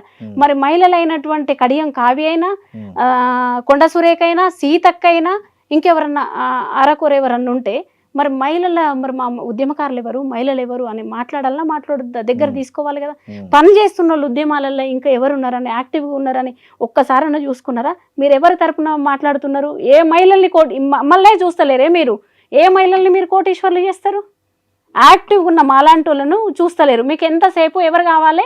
అంగన్వాడీ టీచర్లు కావాలి, అదేంటి పొదుపు సంఘాల మహిళల్ని దేవులాడతారు, ఇంకా అట్లా ఎప్పుడు ఎందుకు? వీళ్ళు ఓట్ల కోసం వాళ్ళ జాబితాలు తీసి దగ్గర పెట్టుకొని ఓట్ల కోసం మాత్రమే వాళ్ళని వెతుక్కుంటారు వీళ్ళు.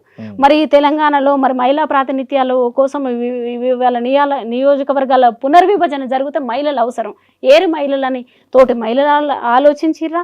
ఇంతమంది నేను చెప్పినటువంటి నాయకులు ఎంతమందిని తయారు చేసిర్రు? ఇప్పుడు వీళ్ళందరూ కొత్తగా ఎవరన్నా తయారు చేసిరా? దాసో శ్రవణ్ అయినా, స్పీకర్ మధుసూదనాచార్య అయినా, మన తలసానైనా, శ్రీనివాస్ గౌడైనా, ఇప్పుడు వాకిటి శ్రీహరు, ఇంకెవరైనా అసలు వెనకాల మందేరి నాయకులను మీరు నాయకులు, పెద్ద నాయకులు. ఇప్పుడు ఒక రెడ్డి ఉంటే రెడ్డి ఎమ్మట ఎంతమంది ఉంటారు?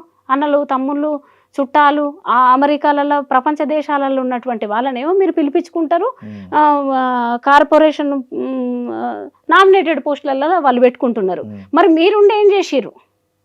మీరు చెంచాలుగా బతికిరు. పైన నేను బాగున్నా, నేను ఒక స్పీకర్గా ఉన్నా నేను బాగున్నా, నేను ఒక మంత్రిగా ఉన్నా నేను బాగున్నా, నేను ఒక ఎమ్మెల్యేగా ఉన్నా నేను బాగున్నాను అనుకున్నారు కదా ఇప్పటిదాకా బీసీలు. మేము ప్రశ్నిస్తే ఇవాళ మమ్మల్ని వీళ్ళు ఇంతే అని మమ్మల్ని పక్కకు పెట్టిన సందర్భం.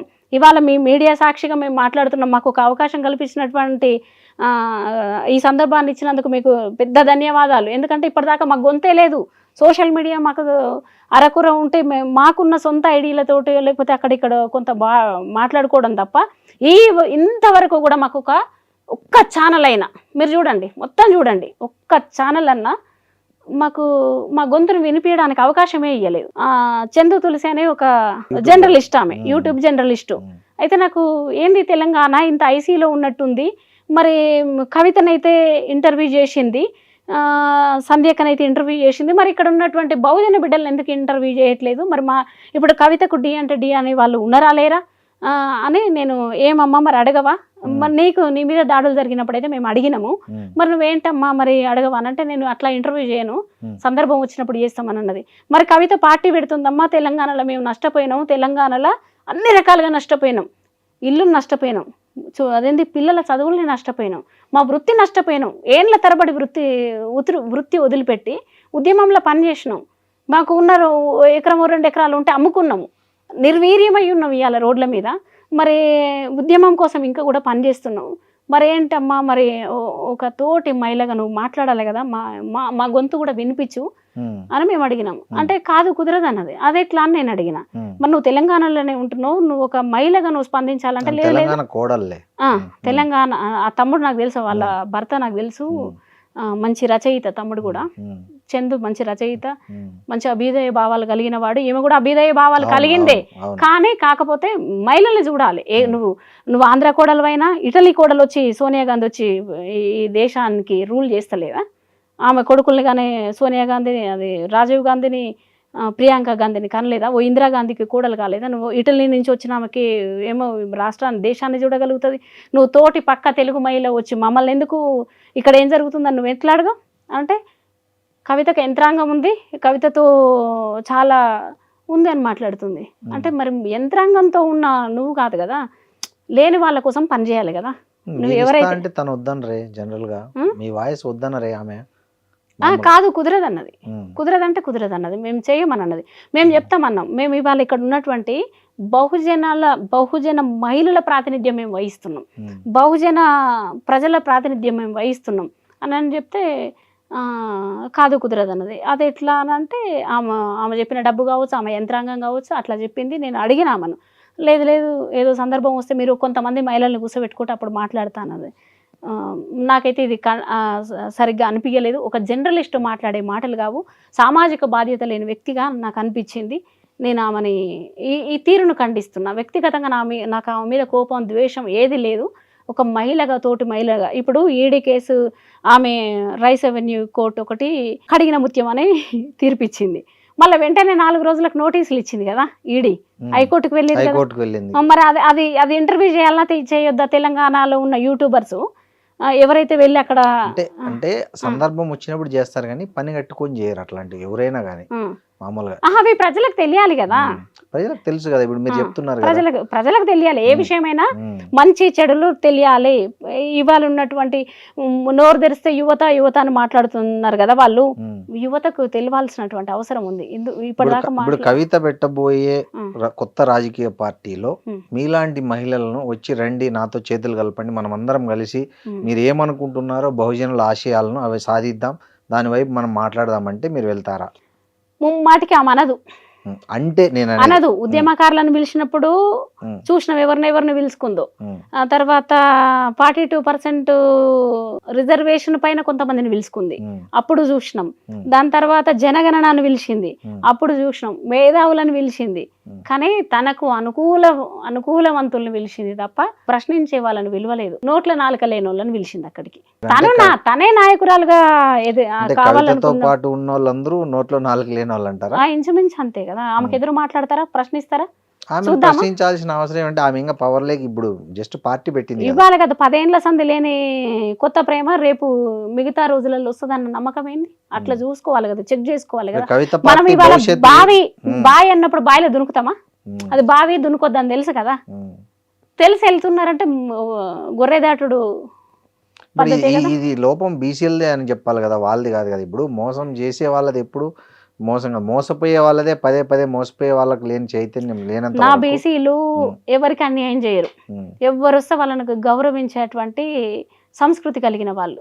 ఎవరైనా మాకు న్యాయం చేస్తారేమని గుడ్డిగా నమ్ముతారు తప్ప పోయి ఏ దొరను మోసం చేసిన వాళ్ళు లేరు ఇంతవరకు, ఏ దొరసాన్లను మోసం చేసిన వాళ్ళు లేరు.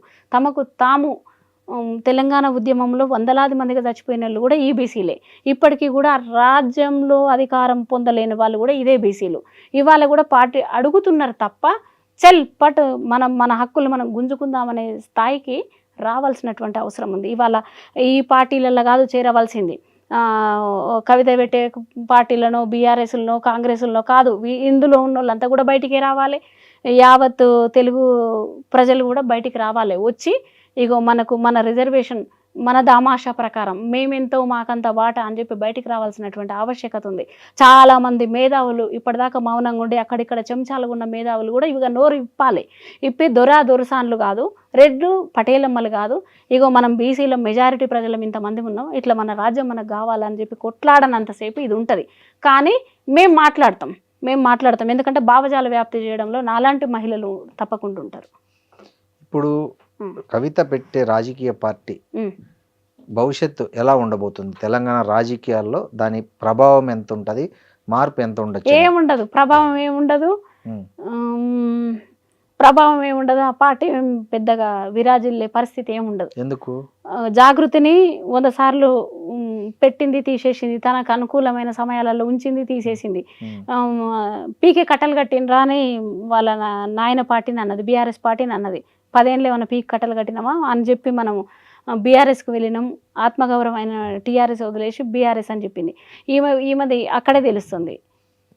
ఈమె ఏమన్నది, జాగృతి భారత జాగృతి చేసింది కదా, అట్లా ఈమె కూడా పిచ్చి తూకులకు పాలన అని చెప్పి మనం పాఠ్యాంశాలలో చదువుకున్నట్టు ఈమెకు కూడా అది ఉంది. తిహార్ జైలుకి వేయించినాక కొద్దిగా మానసిక పరిస్థితి బాలేక అట్లా కొన్ని మాటలు మాట్లాడుతారు. చాలా వ్యక్తిగత ద్వేషంతో మాట్లాడుతున్నట్లున్నారు మీరు కవిత పట్ల, అంటే ఒక మహిళగా కాకుండా. నాకు వ్యక్తిగత ద్వేషం అస్సలు లేదు. ఎందుకు అంత వ్యక్తిగత ద్వేషం నాకు అస్సలు లేదు సీనన్న. నాకున్నదల్లా పెత్తనం చేస్తుంది చూడు, దాని మీద కోపం ఉంది. ఆమె దొరసాని అనేటువంటి పెత్తనం చేస్తుంది. ఆమె మీద వ్యక్తిగత కోపం అయితే ఇప్పుడు ఆమె ఉన్న ఆఫీసును ముట్టడిచ్చే వాళ్ళం చాలా మంది బీసీలం పోయి, ఆమె ఇల్లు 100 కోట్ల ఇల్లు ముట్టడిచ్చే వాళ్ళం. ఆమె శంకర్పల్లి ఫామ్ హౌస్ ఏదో ముట్టడిచ్చే వాళ్ళం. ఇవాళ ఆఫీస్ వేరేటోళ్ళతో ఉంది, మేము లీజుకు తీసుకున్నామని అంటుంది, అవి ముట్టడిచ్చే వాళ్ళం. లేకపోతే అలా 10 ఏళ్ళు మాట్లాడనందుకు నిజామాబాదు పసుపు రైతులు ఆమె మీద 126 మంది వ్యతిరేకంగా వేసారు. ఇట్లాంటి మచ్చుకు సాలు కదా. నాకు ఆమె మీద వ్యక్తిగత ద్వేషం ఉంటాయి. ఆమె పట్టు చీరల మీద మాట్లాడుతున్నా, ఆమె పెంచుకున్న కుక్క పిల్ల మీద మాట్లాడుతున్నా, ఆమె కార్లు బ్రహ్మాండమైనటువంటి పెద్ద పెద్ద కార్లు, పడవల్ లాంటి కార్లు ఉన్నాయి, ఆమె కార్ల మీద మాట్లాడుతున్నా, ఆమె జుట్టు మీద మాట్లాడుతున్నా, సగరం మీద మాట్లాడుతున్నా, ఆమె దొరసానితనం మీద మాట్లాడినా, ఆమె చేసేటువంటి ఇప్పుడు లిక్కర్ మొన్నటిదాకా లిక్కర్ అదో ఇదో అన్నా కానీ ఆమె లిక్కర్ తిహార్ జైలు వేయించిందని మీతోటి అంటేనా ఇవన్నీ అనలేదు కదా. అంటే ఇప్పుడు మమతా బెనర్జీ పార్టీ పెట్టింది, సక్సెస్ అయింది. జయలలిత పార్టీ పెట్టింది, సక్సెస్ అయింది, సీఎం అయింది. మాయావతి కూడా పార్టీ పెట్టింది, సక్సెస్ అయింది. ఇప్పుడు కవిత కూడా పార్టీ పెట్టి సక్సెస్ కాదని ఏముంది గ్యారంటీ? కాకూడదని ఏముంది? ఆమె పార్టీని పెట్టొద్దని మేము అంటలేం. పార్టీ పెడితే మహిళలుగా మేము స్వాగతిస్తాం, ఆమెకు శుభాకాంక్షలు చెప్తాం. మేము కూడా ఆమె పిట్టెగూట్లో పెట్టినట్టు మేము కూడా పిట్టెగూట్లో పెడతాం. మేము ఆమె వాడిన సోషల్ మీడియాను మేము కూడా ఆమెకు శుభాకాంక్షలు చెప్తాం. కానీ సామాజిక న్యాయం పాటించకపోతే తొక్కి పడేస్తాం పార్టీని. ఆమె భావజాలను కూడా మార్చుకోకపోతే మన వాళ్ళ నాయనని ఎట్లయితే ఓడిచ్చిర్రో ఈమెకు అదే బుద్ధి చెప్తాం, తప్పకుండా బుద్ధి చెప్తాం. తెలంగాణ ప్రజలకు ఉంది ఆ చైతన్యం. లేందే సాయుధ రైతాంగ పోరాటం చేసిరా, లేందే జాతీయ పోరాటం చేసిరా, లేందే స్వాభిమాన పోరాటం చేసిరా, మలిదశ ఉద్యమం చేసిరా, తొలిదశ ఉద్యమం చేసిరా, ఇవన్నీ లేందే ఎట్లా పోరాటాలు చేసిర్రు. ఇక్కడున్న మహిళలకు, పురుషులకైనా మహిళలకైనా అనేకమైనటువంటి చైతన్యం ఉంది. మాకు కొండ లక్ష్మణ్ బాపూజీ తర్వాత జయశంకర్ సార్ లాంటి మాటలు నిన్నమన్నా కూడా వాళ్ళు ఉన్నప్పుడు విన్నాం.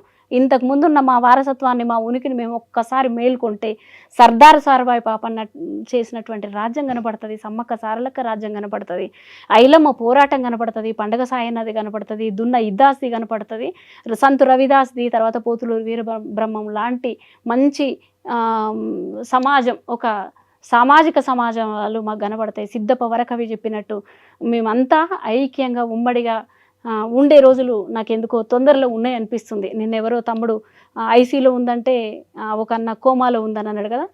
తప్పకుండా వీళ్ళు పొల్లు పోతుంది. మనం వర్షాన్ని పోస్తాం, మెద పెడతాం, కుప్ప కొడతాం, రాశి పోసినాక తూర్పాల పడితే పొల్లు పోతుంది.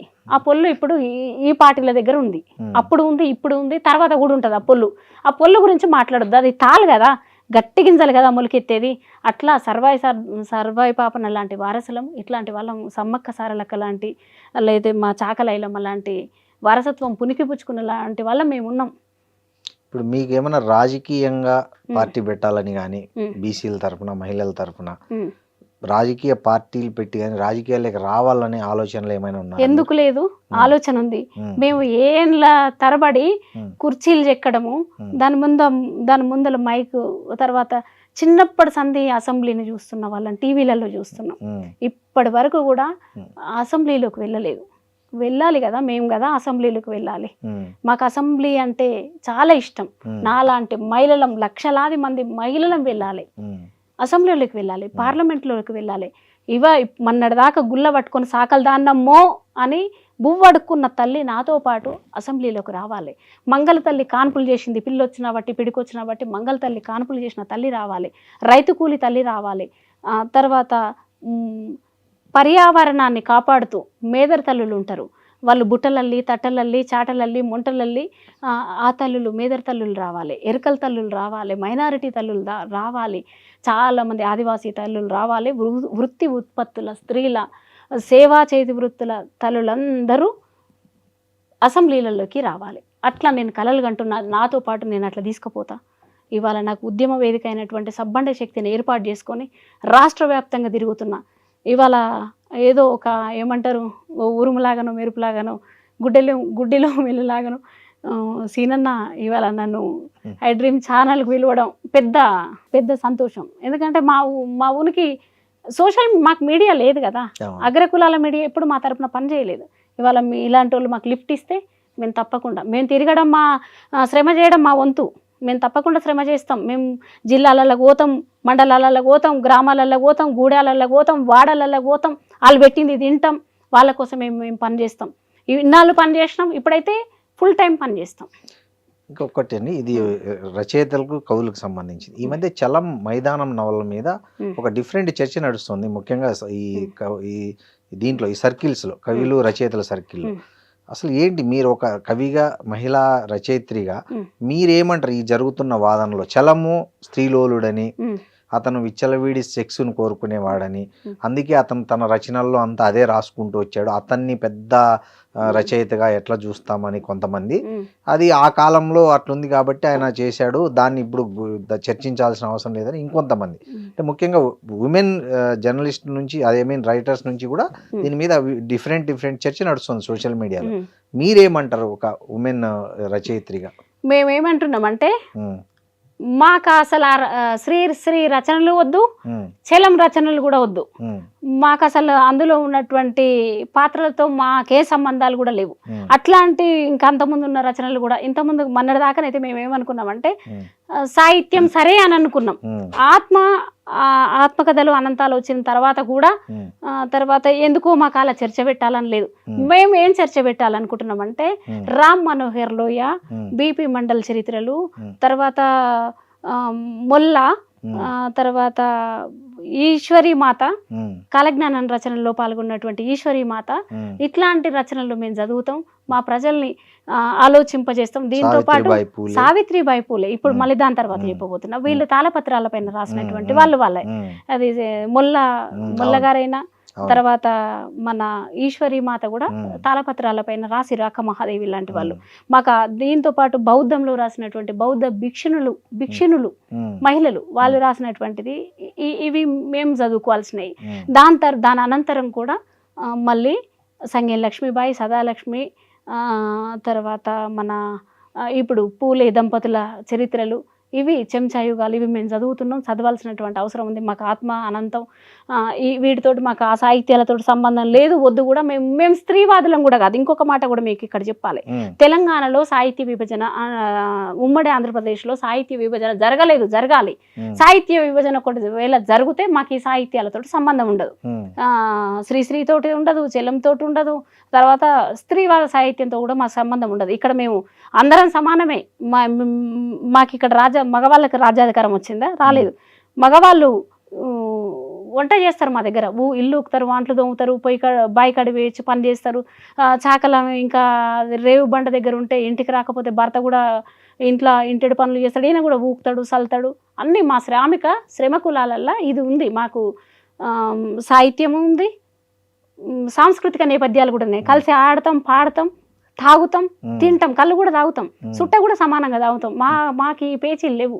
మా బహుజన మహిళలకు కానీ పురుషులకు కానీ మాకు ఈ పేచీలు లేవు. ఇక ఉన్నదల్లా ఎవరికంటే అగ్రకులాలకు ఉంది. ఇక అదేందో అది ఆత్మకథలు, అనంతాలు, తర్వాత మైదానాలు అవి ఉన్నాయి. అవి చదువుకుంటున్న వాళ్ళకి వారసులకు బాధ తప్ప మాకు అవి అవసరం లేదు. మాకు ఇక్కడ తోలుబొమ్మలాటలు ఉన్నాయి, ఇక్కడ జానపదుల పాటలు ఉన్నాయి. ఇప్పటికీ కూడా ప్రతి పాట హిట్టే కదా, బాయిలోన బలివలికి అట్లాంటి ఇక్కడ ఉన్నటువంటివి బుర్ర కథలు, హరికథలు, తోలుబొమ్మలు, ఇట్లా జానపదుల సంస్కృతి ఇక్కడ ఉంది. మాకు ఇవి చాలు. మేము మౌఖిక సాహిత్యంతో పాటు ఇప్పుడు తొలితరాలలో రాస్తున్న రికార్డు సాహిత్యం కూడా మా దగ్గర ఉంది. మళ్ళీ దాంతోపాటు గూడంజన పాటలు ఉండనే ఉన్నాయి, మా రోజు వీరన్న పోరాటం ఉండనే ఉంది, బెల్లిలలితక్క లాంటి త్యాగాలు ఉన్నాయి. బెల్లిలలితక్క ఎంత అద్భుతమైన గానం. ఆ మైదానానికి బెల్లిలలితక్క పాటకి ఏమన్నా ఉంటుందా? ఉండదు కదా, పోలిక ఉండదు కదా. తాగబోతే నీళ్ళు లేక తుమ్మెదాలో తడి గొంతు ఎండిపోయాని మా బెల్లిలలితక్క మాట్లాడుతుంది. ఆత్మల ఏంది శ్రీశ్రీ రచ చెలం మాటల దొరుకుతాయా? మాకైనా అవి ఎందుకు చదవాలి, మాకేం అవసరం లేదు. ఇక మీద కూడా చదవద్దని కూడా నేను నా తోటి బహుజన బిడ్డలకు చెప్తా ఈ మాట. ఇంకోటి అండి, ఈ మధ్య విజయేంద్ర ప్రసాద్ గారు అని రాజ్యసభ సభ్యుడు, ఆయన ఫేమస్ డైరెక్టర్ రాజమౌళి గారి తండ్రి, ఒక సభలో ఇట్లాంటివి ఆయన ఒక క్షమాపణలు కోరాడు. మా పూర్వీకులంతా ఈ అంటరానితనం పాటించి చాలా పాపం చేశారు, వాళ్ళ తరఫున నేను క్షమాపణలు కోరుతున్నాను. వీడియో కూడా బాగా వైరల్ అయింది. దాని మీద కంచి ఐలయ్య గారు ఇంకో వర్షన్ చెప్పారు. చరిత్రను వక్రీకరించాడు విజయేంద్ర ప్రసాద్. అదేవిధంగా అంబేద్కర్కు సంబంధించి రాస్తున్న దాంట్లో చరిత్ర వక్రీకరణ జరుగుతుంది. అక్కడ కూడా అవమానపరిచే విధంగా అంబేద్కర్ ఏదో ఒక అగ్రకులాన్ని వాళ్ళ మదర్తో సంభోగిస్తే పుట్టిన వ్యక్తిలాగా భ్రమిస్తాడు ఆ నీళ్లు తేవడానికి వెళ్ళినప్పుడు అనే ఒక కాంట్రవర్సీ నడుస్తుంది. సో దీన్ని మీరు ఎలా చూస్తారు? ఒక మాట క్షమించవనగానే ఒకసారిగా వివక్ష పోదు.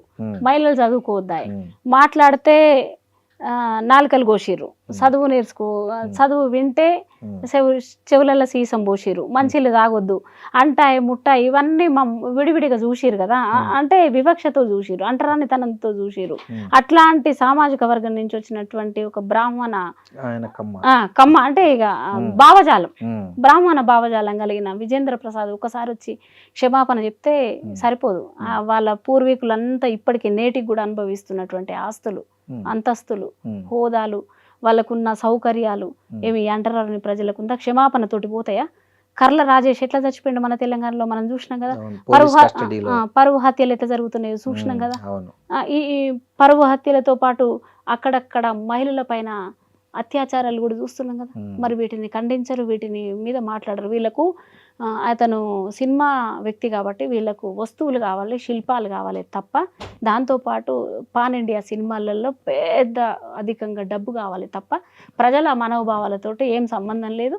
అయినా ఇవాళ ఆయన బాబాసాహెబ్ గారి చరిత్ర రాయడానికి అతను సరిపోడు. అతను విజేంద్ర ప్రసాద్ సరిపోడు, వాళ్ళ కొడుకు వీళ్ళందరూ యూనిట్, ఆ సినిమా యూనిట్ కూడా సరిపోదు. ఎందుకంటే ఆయన చరిత్రను వక్రీకరించే ప్రమాదం ఒకటి ఉంటుంది కాబట్టి. ఎందుకంటే ఒక దళితుడు ఇంత చరిత్ర అని చెప్పి రిసీవ్ చేసుకునేది వాళ్ళ దగ్గర ఉండదు. మళ్ళీ కల్పించి రాస్తారు వాళ్ళు. ఇప్పుడు బుద్ధుడిని దేవుణ్ణి చేసినట్టు బ్రహ్మంగారు పరంపరని కూడా చాలా చోట్ల తప్పుగా మాట్లాడుతుంటారు వీళ్ళు. అది కూడా అట్లా జరుగుతుంది. బుద్ధుని దేవుడిని చేసినట్టే ఇప్పుడు బాబాసాహెబ్ను చేసేటువంటి ప్రమాదం ఉంటుంది. దేవుడు చేస్తే ఏమవుతుంది అంటే ఈ ప్రజలకు అందుబాటులో, సామాన్యమైన ప్రజలకు అందుబాటులో లేకుండా పోయే పరిస్థితి ఒకటి ఉంటుంది కనుక. థ్యాంక్ యూ అండి లలిత గారు, చాలా మంచి అభిప్రాయాలు మాతో పంచుకున్నారు. Thank you. నాకు కూడా ఈ అవకాశం ఇచ్చినందుకు సీనన్నకి, అన్న విఘ్నేష్కి, తర్వాత సీనన్నకి, మీ యూనిట్కి, ఐ డ్రీమ్ ఛానల్కి కృతజ్ఞతలు తెలియజేస్తున్నా. ఓ చేతి వృత్తుల మహిళకు నాకు ఈ అవకాశం ఇచ్చినందుకు మరీ కృతజ్ఞతలు తెలుపుతున్నా. మళ్ళీ కూడా మాకు ఈ అవకాశం ఇవ్వాలి నా ప్రజల తరపున. అంటే నా ప్రజలంటే అట్టడుగు స్వరాలు మావి. మేము కొలుముల కానించి వచ్చినాం, మేము కుంపట్ల కానించి వచ్చినాం, మేము కుమ్మరవాముల కానించి వచ్చినాం, మేము చాకలి రేవుల దగ్గర నుంచి వచ్చినటువంటి స్వరాలం మేము. మమ్మల్ని చట్టసభలకు పోయేదాకా మీ ఛానల్ ప్రోత్సహించాలని కోరుకుంటూ హృదయపూర్వక శుభాకాంక్షలు. And for more videos, please subscribe to iDream. Please subscribe to iDream. Please subscribe iDream. And please subscribe to iDream. For more videos, subscribe to iDream. please like, share and subscribe to the channel. Congratulations, iDream. Subscribe to iDream. Subscribe to iDream. So subscribe to iDream Media. iDream ki iDream team andarki huge congratulations. Please subscribe iDream Media. Please subscribe to iDream. Subscribe iDream. Please subscribe to iDream. iDream అంటే నా కళల channel subscribe చేసుకున్నారు, నోరు తిరుగుతలేదు, మీరైతే గంట గుర్తు కొట్టండి. For more such videos, please subscribe to iDream. Subscribe to iDream. Please subscribe to iDream. Please subscribe iDream Media. Please do subscribe to iDream. Please subscribe to iDream Media. For best entertainment and information, please subscribe iDream. And don't forget to subscribe to iDream.